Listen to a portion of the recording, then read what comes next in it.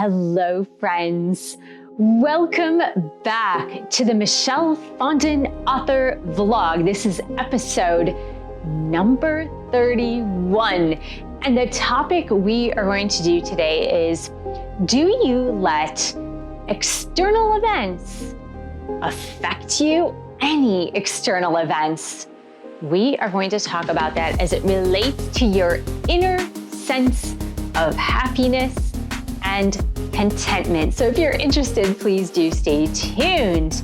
I want to welcome you here if you are new to this channel. My name is Michelle Fondin. I'm the author of 12 published books, including my latest book, The 8 Limbs of Yoga for Modern Times, a practical guide to the Yoga Sutras of Patanjali. These are principles for living that can apply to anyone, anywhere, as I've infused them into modern living. You can find all of my published books on Amazon and 10 of my books on Ingram Spark. If you're new to this channel, welcome. Thank you for subscribing. Click on the bell, scroll up to all for all notifications. Thank you for giving the video a thumbs up. I am here with my pals, as with all my vlogs, Grogu and Gudetama, two different types of Gudetama. I am also here with my writers, Tumblr, still writing my upcoming book, Love Me Unconditionally, A Spiritual Guide to Self-Love. Got my Tessino tea. It's really good. I actually let it cool off a little bit before I started filming. So let's get started. I was compelled to write about this after a conversation that I had with my sister. Now, this week, we're focusing a lot on this topic. Do you let outside events, external events, whether it's by someone you know or someone you don't know, do you let them affect you on the day-to-day? Does it affect your internal sense of happiness, peace, joy, well-being? As the Buddha stated, and I don't even know if this is actually the Buddha that said this or if this has just been passed down through the years, but there is no way to happiness, for happiness is the way. And in the Yoga Sutras, I'd like to show you which one this pertains to here. And it is the second niyama, Santosa, or contentment. And the sutra that goes along with this says, from contentment, supreme joy is gained. And that is Yoga Sutra, chapter 2, verse 42.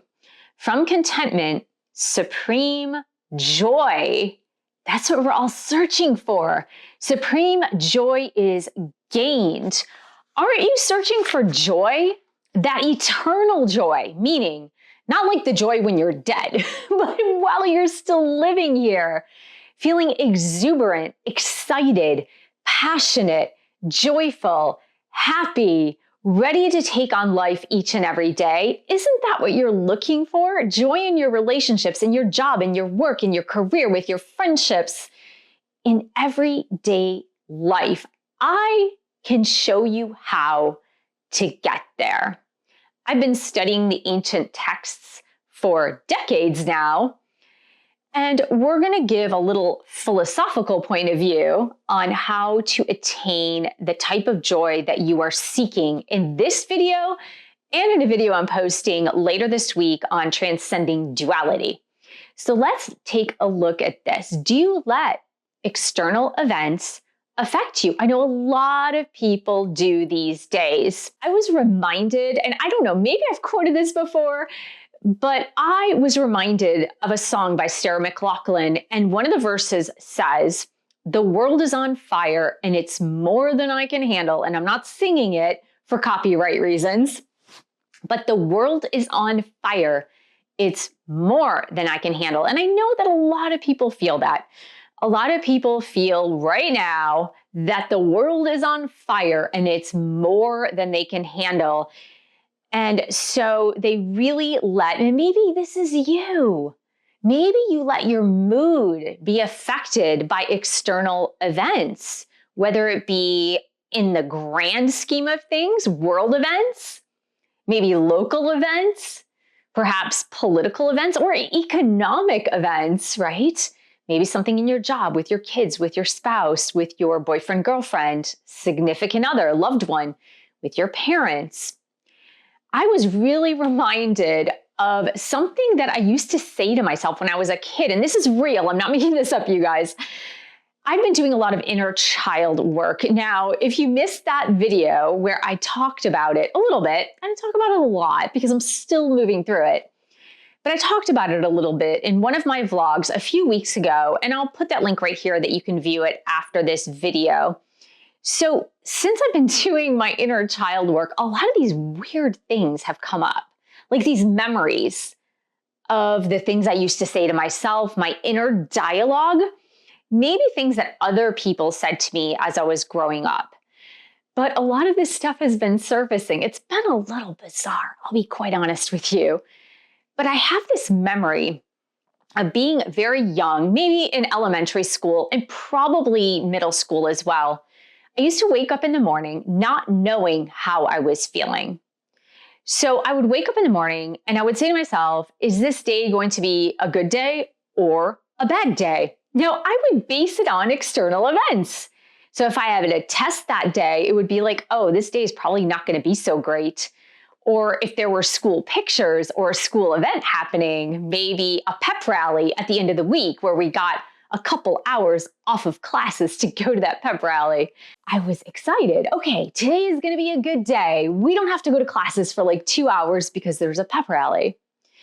And so I was constantly evaluating in my head every single day whether or not the day would be a good day or a bad day based on external events. Now, in my later years with some wisdom, I now know that we create our own reality and we get to decide what kind of day we're going to have in every moment. Even if the day starts off terrible, you still get to decide how your day will move forward and how it'll turn out by the end of the day. You still have that power to determine what your day will look like. I don't care what has happened in your day. You still have the power to decide. It's totally within your power. I would like to read to you a little story. It's a Zen Buddhist story that I included in this book under the niyama Contentment, Santosa. It's a very, very ancient Zen Buddhist story that I have seen in many different places.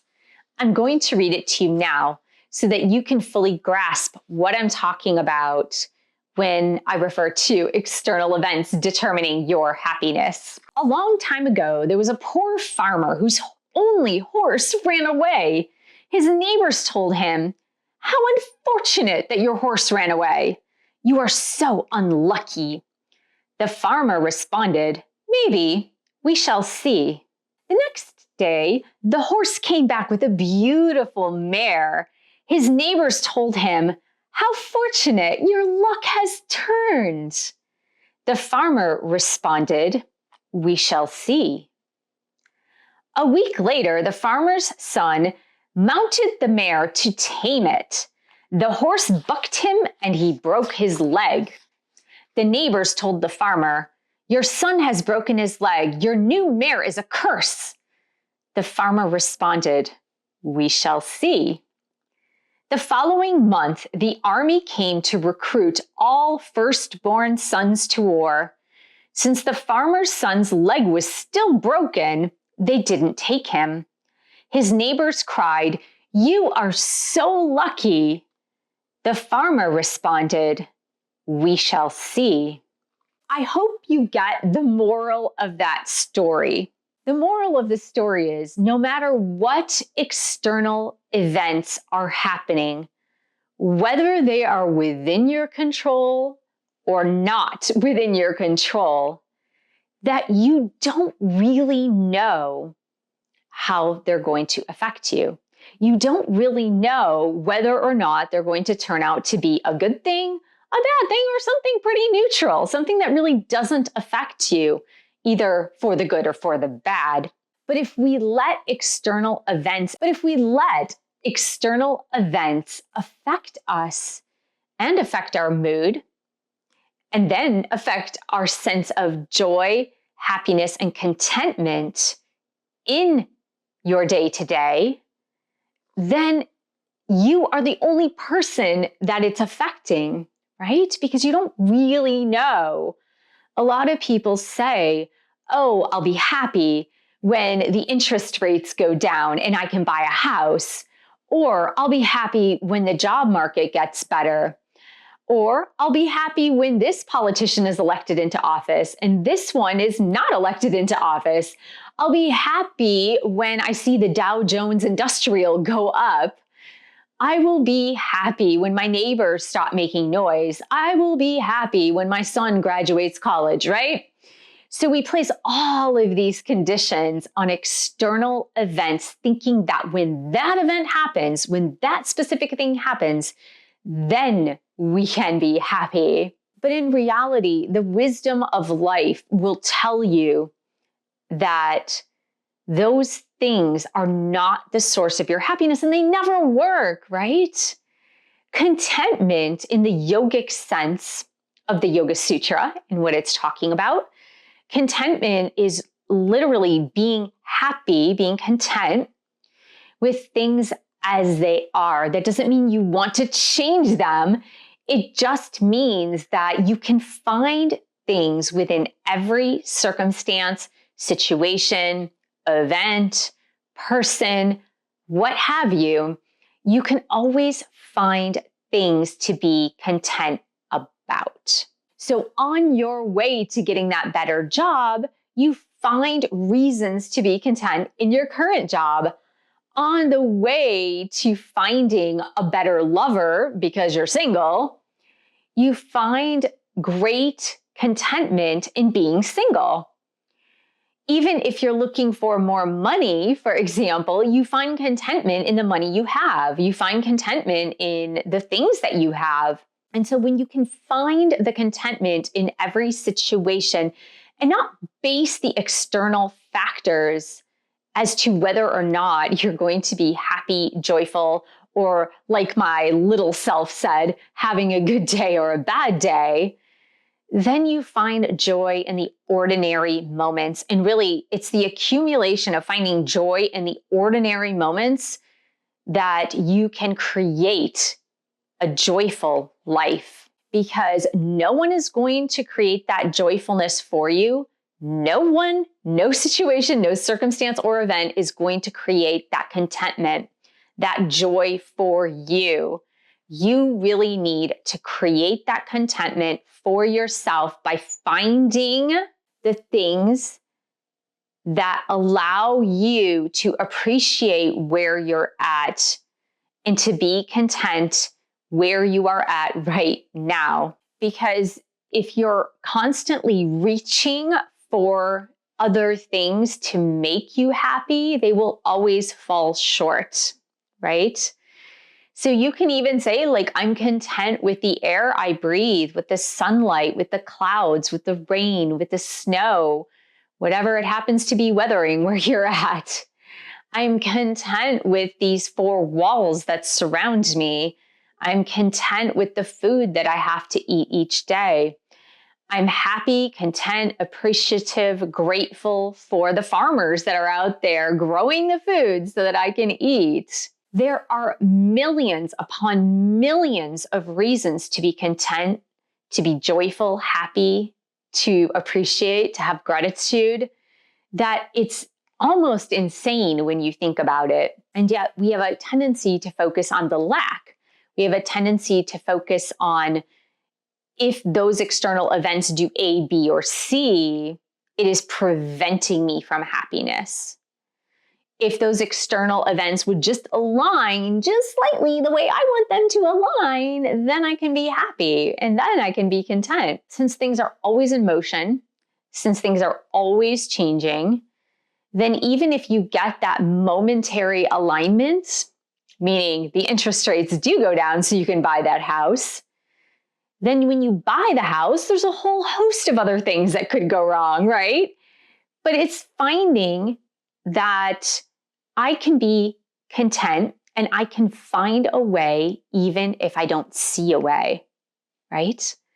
So the circumstances don't have to necessarily change, But if you start from the point of contentment, then you can create the life that you desire by finding a way, even if there is no way that you can clearly see right now. But you can do that a lot more with contentment and starting from that point of view than if you're waiting, if you're sitting in the background waiting for external events to change so that you can feel better. This is essential more and more because social media, because the media, because other people. I feel like today the external world is like an echo chamber because news travels so fast, right? Information travels at lightning speed or faster. Things are happening so fast. News is traveling so fast. Words are traveling so incredibly fast. Those and images are traveling so fast that everything tends to become an echo chamber. So the loudest voice is going to become that echo chamber. And it's just people mirroring the same things all the time. And a lot of it is extremely negative. I would say most of it is extremely negative.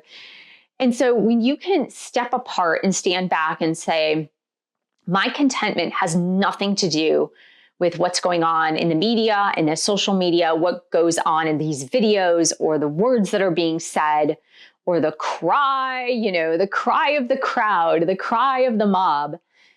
If you can separate yourself and just find your inner contentment and then change things that you are in control to change, then your contentment will also have a ripple effect on the rest of the world, because just like negativity can have an echo and a ripple effect, well, so can happiness.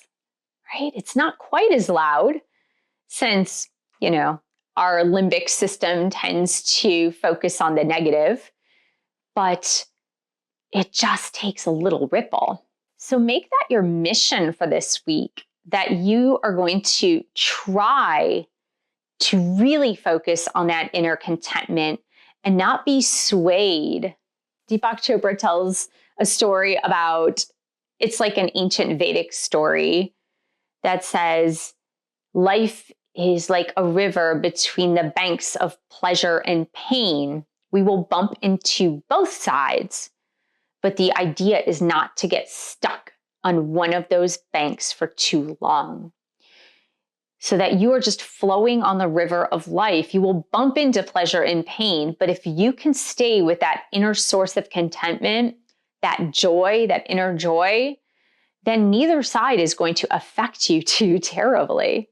So I hope this gave you some food for thought for this week. Make sure to stay tuned for the video later this week on transcending duality.